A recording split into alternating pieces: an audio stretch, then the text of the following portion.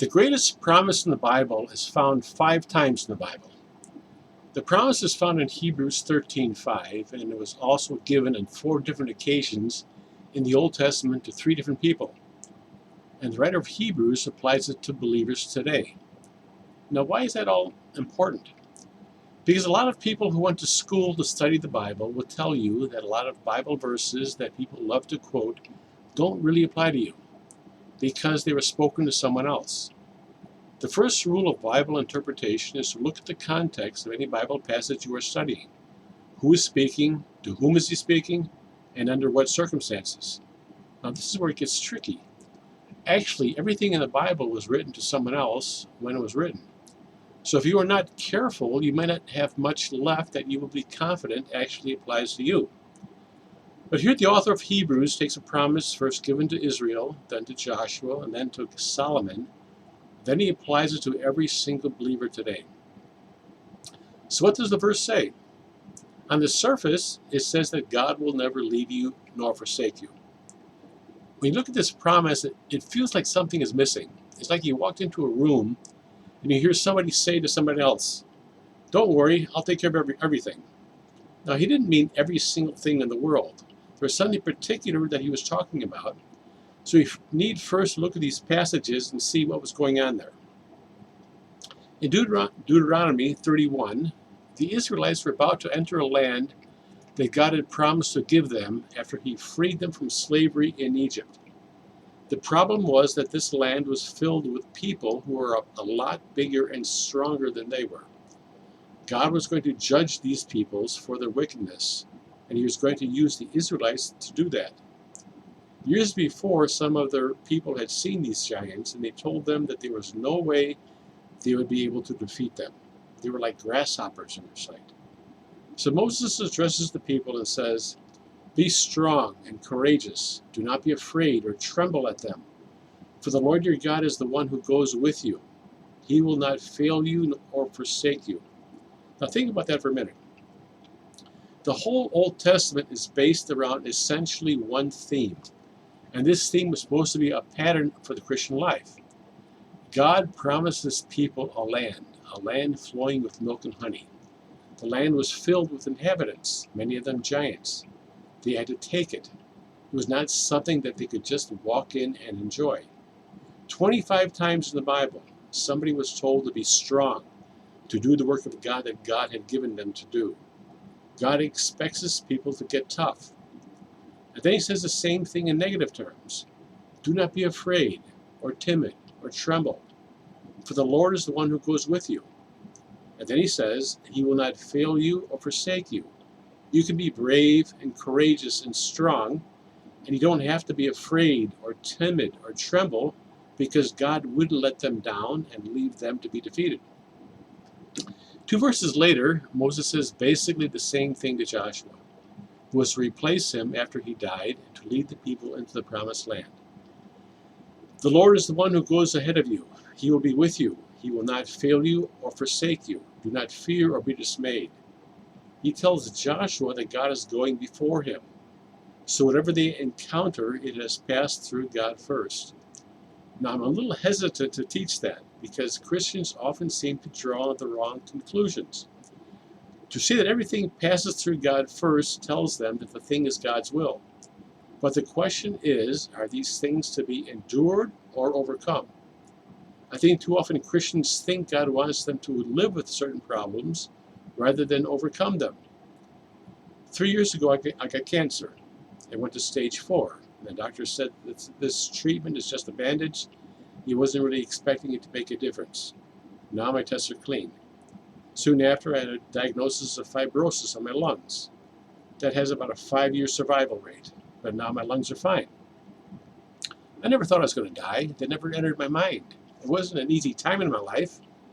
For a while, I had no idea what God was thinking or doing, but in time I saw that he was there all along and was working on some things in my life. So yes, God goes before us, and yes, sometimes that doesn't mean that everything will be easy. But God's purpose for Israel was greater than they would have imagined, and is the same for us. The next time that promise shows up, God spoke it to Joshua, Joshua 1:5. No man will be able to stand before you all the days of your life. Just as I have been with Moses, I will be with you. I will not fail you or forsake you. Joshua was now the leader of the Israelites, and he was to lead them to the promised land. God was going to work in Joshua's life as he had done with Moses. He promised them victory over every adversary. And he seals that promise with another one: I will not fail you or forsake you. King David spoke the same words to his son Solomon, who was about to begin another great task. 1 Chronicles 28, but we will skip over that. So you come to the book of Hebrews 13:5. Let your character, your way of life, your conduct be without the love of money, being content with what you have, for he himself has said, I will never leave you nor forsake you. So that we confidently say, the Lord is my helper, I will not be afraid. What will man do to me? The first 3 times this promise was given, the circumstances were that the people had a God-given tasks to do that, humanly speaking, was impossible and very dangerous. They were to approach this task boldly and without any fear, because God wouldn't leave them or forsake them. The 4th time the promise was given, again, there was a huge task to be done. It wasn't dangerous, just huge. Here in Hebrews, it was a different kind of challenge, more of a temptation. Sometimes money is the means to get things that we like. Other times it stands for security. A lot of times in my life I felt poor. I don't like that feeling. In Hebrews here, it seems to be a combination of both. He says to be content with what you have, but then he talks about fear of what could happen in the future. In either case, the response is, God says, I will never leave you nor forsake you. Now, I never explained why I think this is the greatest promise in the Bible. The answer is that no other promise in the Bible is expressed as forcibly as this one. Let's break this down and see all that is there. First, let's look at the word leave. Exodus 23, it means to leave the ground alone, lie fallow. Deuteronomy 31 would mean to leave you on your own, and not to give you the help you need to succeed. In Malachi 3 and Acts 16, it refers to chains that are loosed. In 1 Chronicles 21, it refers to an angel with a sword in his hand, and he relaxes his hand. In 2 Chronicles 10, means to ease off, lighten up. And Joshua 24 means to forgive, or you could say let go of. In 1 Samuel 12, Samuel said, far be it from me that I should sin against the Lord by ceasing to pray for you. In this context, it's like God saying, I will not stop doing what I have been doing and leave you on your own. Forsake means pretty much that. Desert, abandon, leave you in the lurch, which means to leave you in a vulnerable or unsupported position. Now in Greek, you don't need a noun or pronoun in front of a verb. The verb form tells you first, second, or third person, but the writer adds it here. He has said. And the verb is in the perfect tense, which in Greek emphasizes the present state. So it's more like God himself said this, and this is where it stands. It's not something he said once a long time ago. This is how things are now.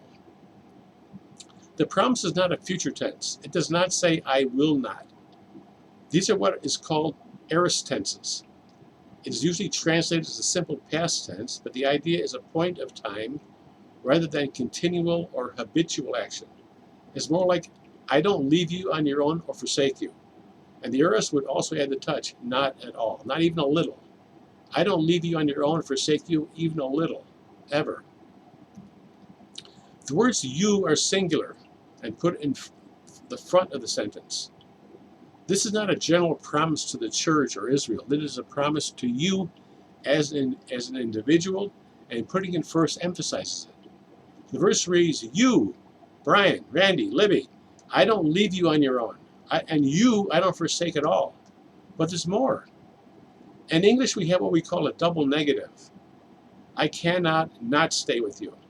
Meaning, it would be impossible for me not to stay with you. In Greek, a double negative makes the negative stronger. You, I absolutely don't leave, and I absolutely don't ever forsake. But there's more. Instead of and between the two clauses, it's another negative. There's 5 negatives in 9 words in Greek. In the strongest possible language, God says that you are in his hands and he will not let you go. I know some of you are hurting and you don't know why your life seems like such a mess, why so much seems so wrong. We can't answer every question in 10 minutes or less, but the first step is to get your mind off your situation and more on God. And keep listening or reading.